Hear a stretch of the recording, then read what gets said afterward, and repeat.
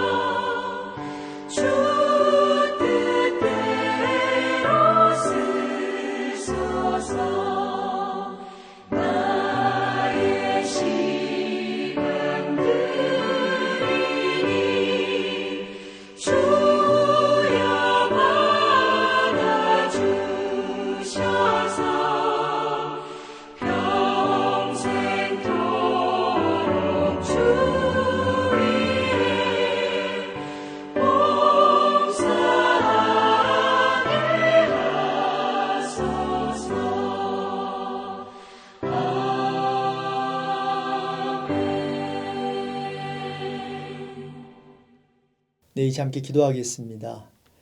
하나님 아버지 감사합니다.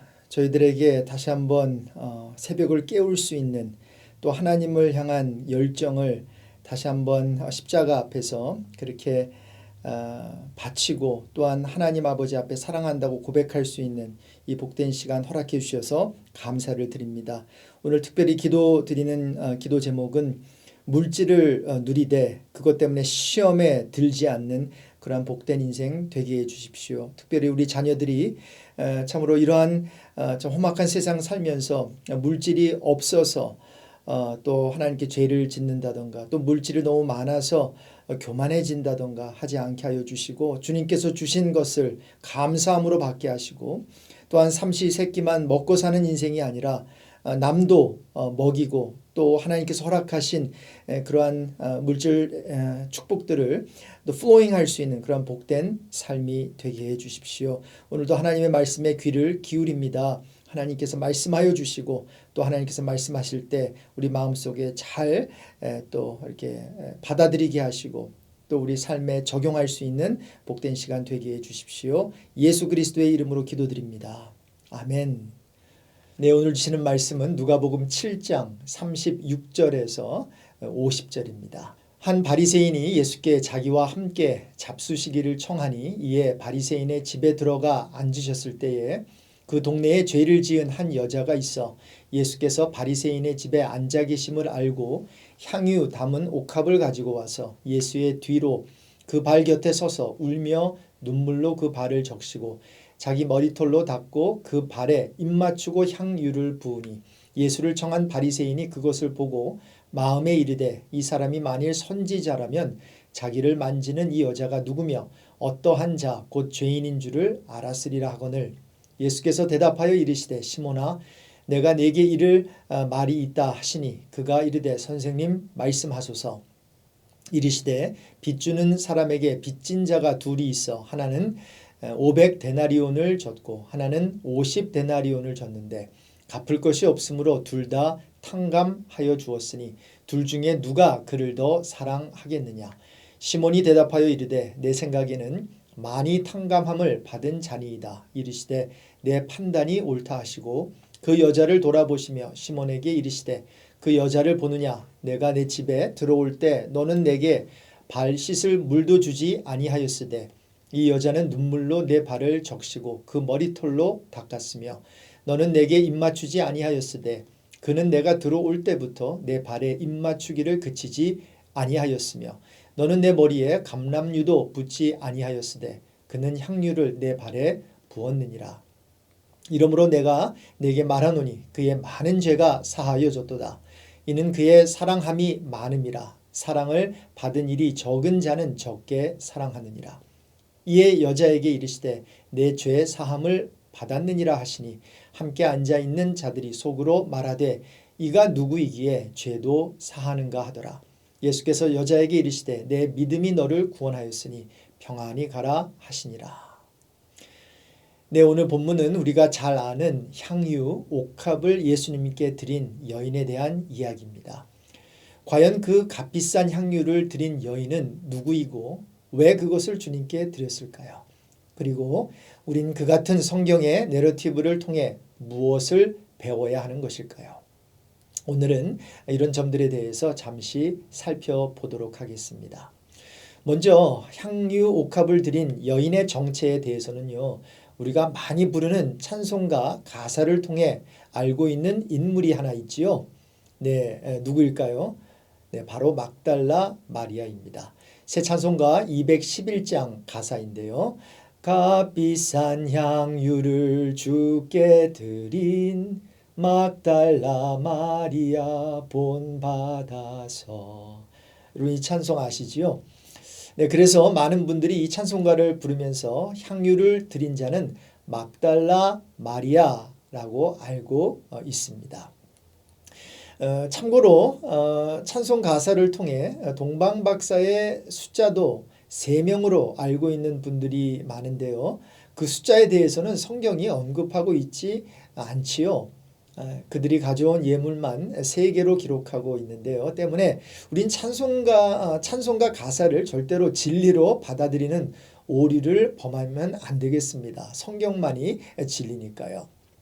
자, 그래서 이 향유 옥합을 바친 여인이 과연 막달라 마리아일까요? 여러분 여기에 대해서는 정확히 누구인지는 알 수가 없다는 겁니다. 거기에는 몇 가지 이유가 있는데요. 먼저 향유 옥합 사건은 사복음서, 그러니까 마태, 마가, 누가, 요한복음 모두 기록하고 있는데요. 그럼에도 불구하고 여인이 정확히 누구인지에 대해서는 잘 알 수가 없습니다. 마태와 마가복음에는 향유를 부은 사람을 한 여자로만 표현하고 있고요. 오늘 누가복음 본문에도 보면 죄를 지은 한 여자로, 그나마 요한복음에는 베다니에 있는 마리아로 설명되어 있긴 한데요. 이 마리아가 어떤 마리아인지, 마르다의 동생 마리아인지, 막달라 마리아인지 정확히 알 수가 없다는 거지요. 언뜻 보면 마르다의 동생 마리아인 것 같기도 하고요. 값비싼 향유를 주께 드린 이 곡을 만든 에드윈 펄걸 목사님의 경우 막달라 마리아로 생각을 한 거지요. 그러나 정확히 알 수는 없습니다. 전체 내용을 통해 추측을 할 뿐인데요. 그래서 그저 이게 막달라 마리아인지 아니면 다른 마리아인지 잘 모르는 거예요. 여하튼 이 여자가 누구인지 정확히 알 수는 없습니다. 뿐만 아니라 향유 도유 사건의 시기를 보면 누가복음은 예수님 공생의 기간 중간에 일어났던 사건으로 기록하고 있는 반면에 나머지 세 복음서는 예수님의 공생의 마지막 일주일 기간 동안에 일어났던 사건으로 기록하고 있습니다. 이외에도 사건이 일어난 장소, 향유를 부은 과정, 예수님의 반응 등을 고려해 보면 향유 옥합 사건은요, 예수님의 공생의 기간 동안에 적어도 2번 이상 일어났던 이야기로 보입니다. 자, 그래서 성경이 이 여인 또는 여인들이 누구인지를 말해주지 않는 것을 볼 때 여인이 정확히 누구냐는 것은 중요해 보이지 않습니다.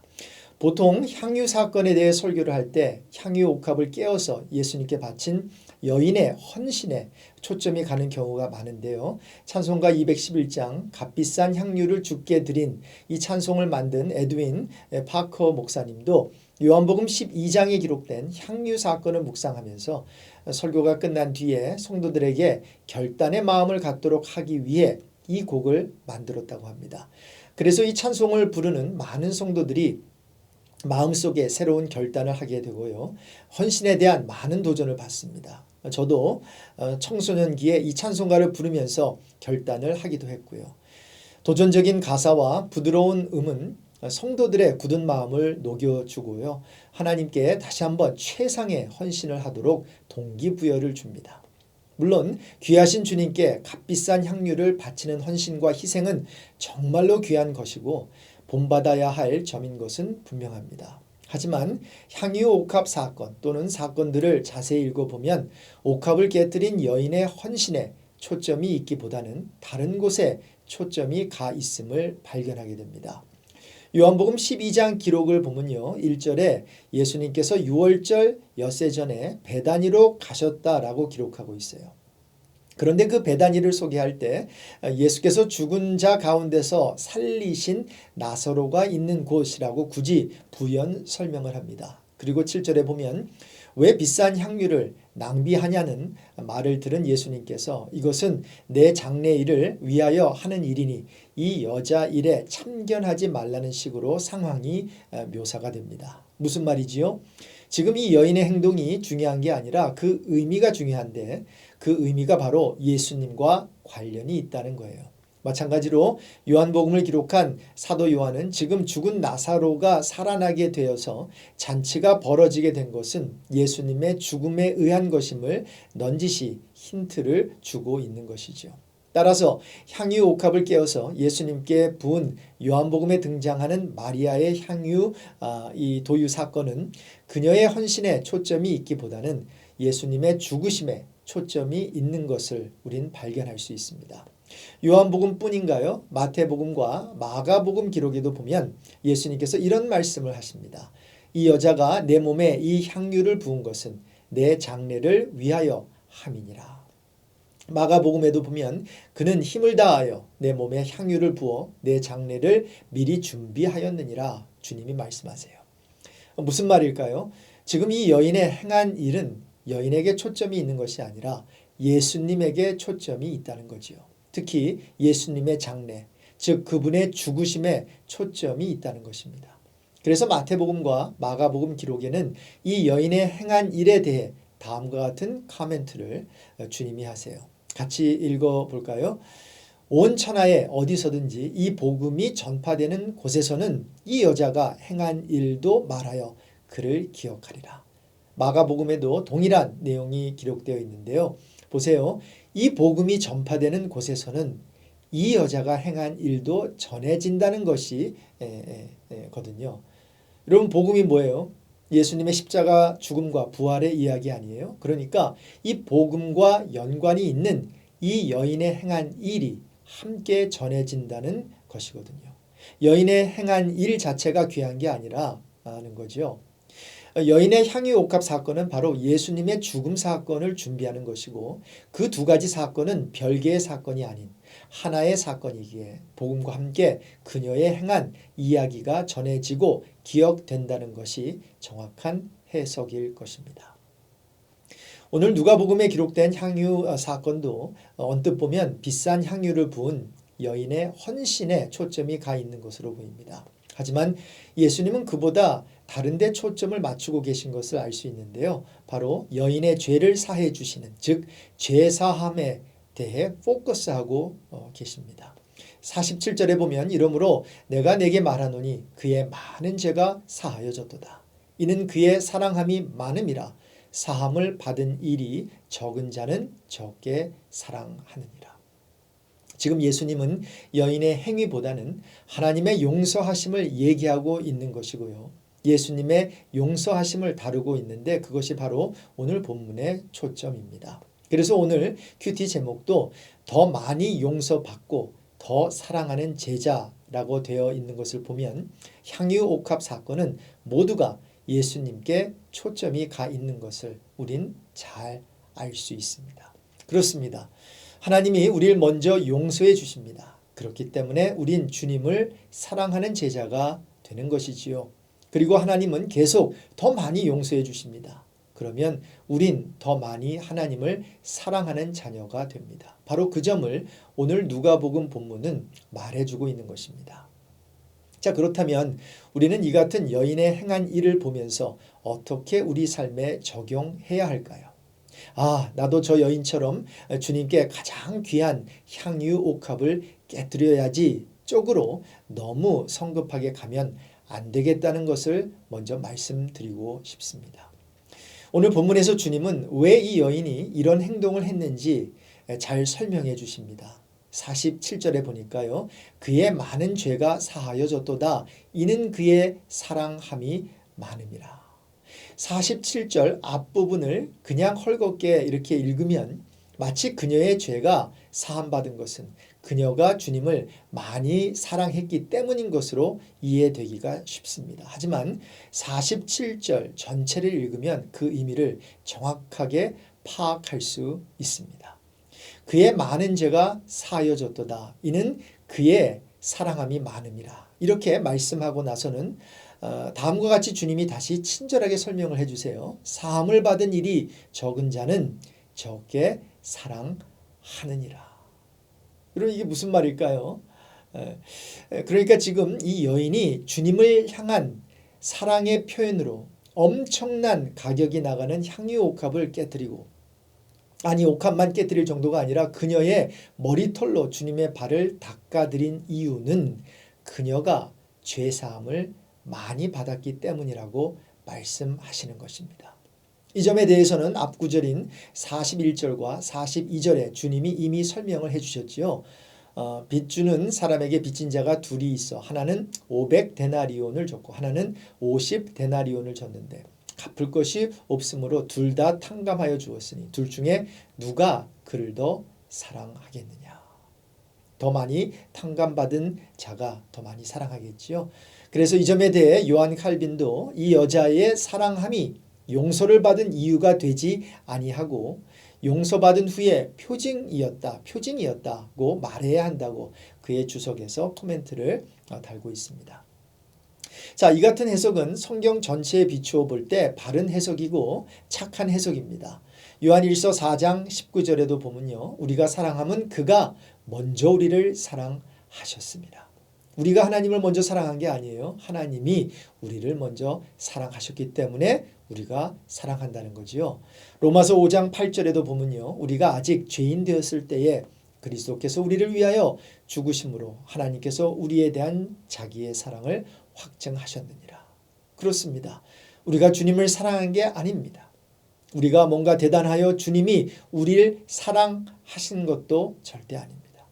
사도 바울에 의하면 우리가 아직 연약할 때에, 우리가 아직 죄인 되었을 때에, 그리고 우리가 원수 되었을 때에, 다른 말로 하면 우리는 하나님께 아무 관심도 사랑도 없었을 바로 그때에 예수님은 경건하지 않은 우리를 위해 죽으셨고 그의 죽으심으로 말미암아 우리는 하나님과 화목하게 되었다는 것이 성경의 가르침입니다. 할렐루야.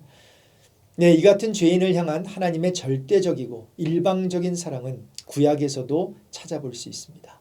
이사야서 53장 6절에 우리는 다 양 같아서 그릇 행하여 각기 제 길로 갔거늘 여호와께서는 우리 모두의 죄악을 그에게 바로 그리스도에게 담당시키셨도다. 이렇게 기록되어 있습니다. 공동 번역 성경은 좀 더 리얼하게 다음과 같이 원색적으로 인간의 망가진 상태를 표현합니다.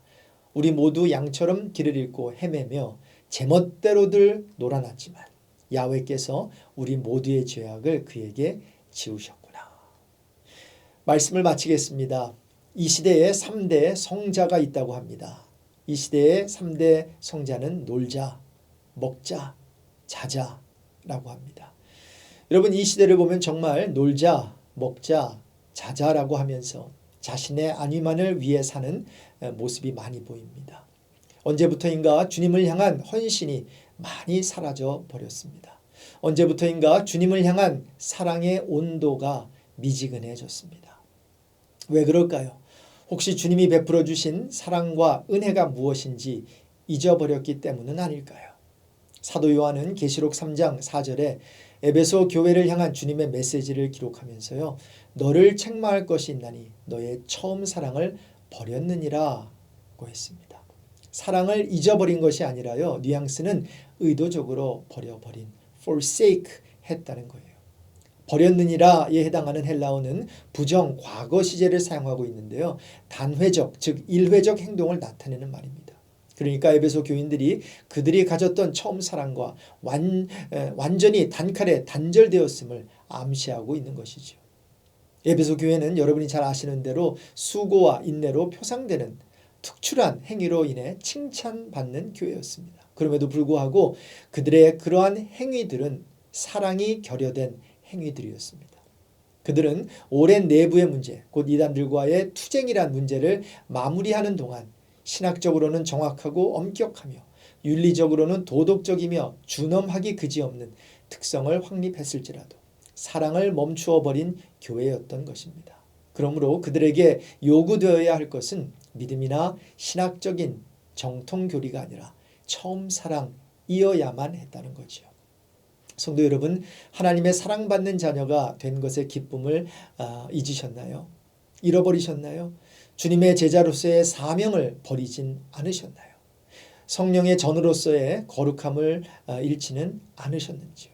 처음 사랑을 우리가 스스로 버렸다면 회개하고 다시 찾아야 할 것이고, 만일 처음 사랑을 본의 아니게 잃어버렸다면 그것은 중요하니까 찾을 때까지 찾고 또 찾아야 할 것입니다. 그러기 위해 우린 다시 한번 주님이 먼저 베풀어 주신 십자가의 사랑과 희생을 묵상하면 좋겠습니다. 80년대였나요? 90년대였나요? 많이 불려진 복음성가 중에 내게 있는 향유옥합, 그러한 복음성가가 있었습니다. 내게 있는 향유옥합 주께 가져와. 기억나시죠? 그 발 앞에 입 맞추고 깨뜨립니다. 왜 그랬을까요? 왜 그 여인이 향유옥합 주께 가져와 그 발 위에 입 맞추고 깨뜨리며 그 더러운 발을 자신의 머리털로 닦아드렸을까요?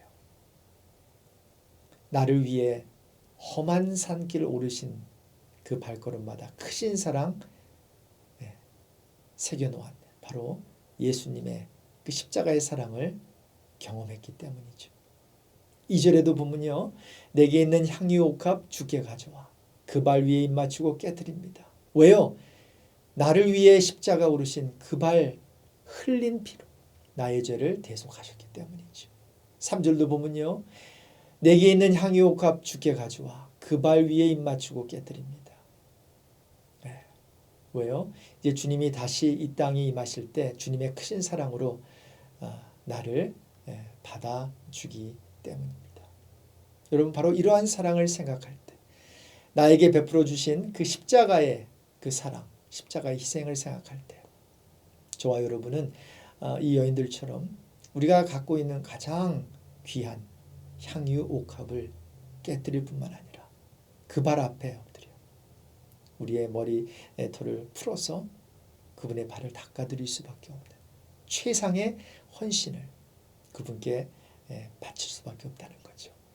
여러분, 여러 가지 팬데믹 가운데 많이 힘드실 텐데 혹시 우리가 주님을 향한 그 사랑까지도 그 희생까지도 우리가 정말 잃어버렸다면 또 잊어버렸다면 또 어떤 면에서는 그걸 버렸다면 다시 한번 오늘 이 새벽에 주님께 무릎 꿇고 정말로 하나님께서 베푸신 그 십자가의 사랑을 다시 한번 생각하면서 왜 그 아들 예수 그리스도가 나를 위해 저와 여러분을 위해 십자가에서 희생을 당하셔야 됐는지 묵상하면서 다시 한번 우리의 최고의 헌신과 또 최상의 그 사랑을 오늘 아침 우리 하나님께 올려드리면 좋겠습니다. 기도하겠습니다. 하나님 아버지, 우리가 하나님을 사랑할 수 있는 것은 하나님께서 먼저 우리를 그만큼 많이 사랑해 주셨기 때문입니다. 하늘을 두루마리 삼고 바다를 먹물 삼아도 그 크신 하나님의 사랑 다 기록할 수 없음을 오늘 이 새벽에 고백하며 다시 한번 혹시나 하나님의 그 사랑으로 우리가 멀어져 있다면 하나님 그 사랑으로부터 떠나 있다면 다시 한번 우리 주님 발 앞에 무릎 꿇고 우리가 엎드리게 하여 주시고 우리의 가장 귀한 옥합을 깨뜨려 그 향유를 주님의 발에 붓고 우리의 머리털로 우리 주님의 발을 닦아드릴 수 있는 그 최상의 아름다운 헌신의 자리로 우리 모두를 다시 한번 불러주시기를 기도드립니다. 오늘도 이제 새벽 이 예배를 마치고 또 직장으로 나가는 우리 성도들이 있을 텐데 운전대를 붙잡아 주시고 또 팬데믹 가운데 그러한 좋지 않은 그러한 병균에 감염되지 않게 하여 주시고 예수 그리스도의 보혈로 덮어주셔서 우리의 식구와 우리의 가정과 또 우리 자녀들이 주 안에서 건강하게 하시고 또 혹시 또 감염되어 또 힘들어하는 자들이 있다면 주님께서 빠른 회복을 허락하여 주시기를 기도드립니다. 이제 하나님 아버지 앞에 무릎 꿇고 엎드려 또 주님과 좋은 교제를 나누기를 원합니다. 깊은 기도의 시간 허락해 주시고 기도의 영을 회개의 영을 간구의 영을 7배나 더하여 주셔서 우리가 깊은 기도를 통해 주님과 아름다운 교제 나눌 수 있게 해 주십시오. 존귀하신 예수 그리스도의 이름으로 기도드립니다. 아멘. 이제 함께 주님 발 앞에 엎드려 또 주님과 아름다운 교제를 나누시길 바랍니다. 좋은 하루 되십시오. 샬롬.